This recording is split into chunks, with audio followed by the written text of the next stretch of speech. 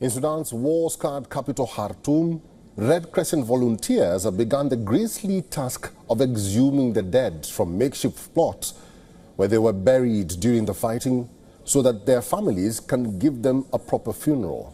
Here's a report.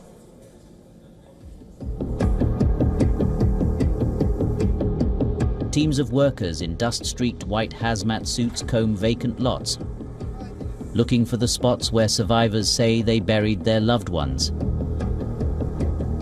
Mechanical diggers peel back layers of earth under the watchful eye of Hisham Zain al-Abdin, head of the city's forensic medicine department.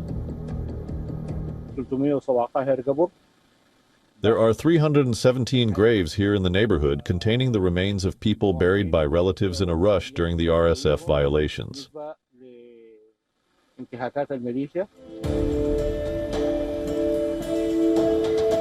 Here, in the southern neighborhood of Al-Ajari, families buried their loved ones wherever they could as fighting raged between the regular army and the paramilitary rapid support forces. When war broke out in April 2023, the RSF quickly swept through Khartoum,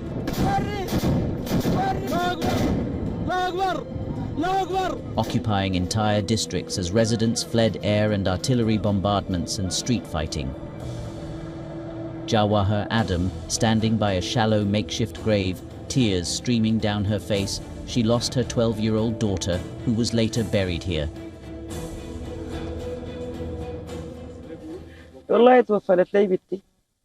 My daughter died while she was on her way to buy shoes. The place was surprisingly bombed and my daughter died. We couldn't find a place to bury her except here in the neighborhood.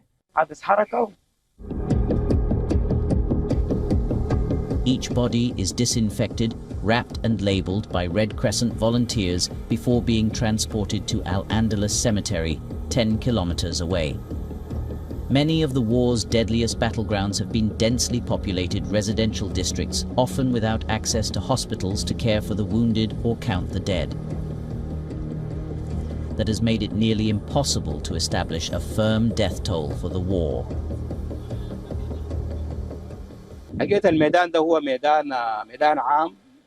It is a public square. In the coming days, schools will be built here for the residents of the neighborhood. The remains here hindered the construction.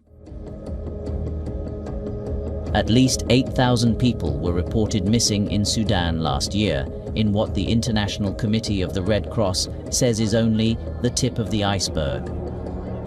With the bodies now exhumed, the community can have some degree of closure, and the vacant lot can be repurposed.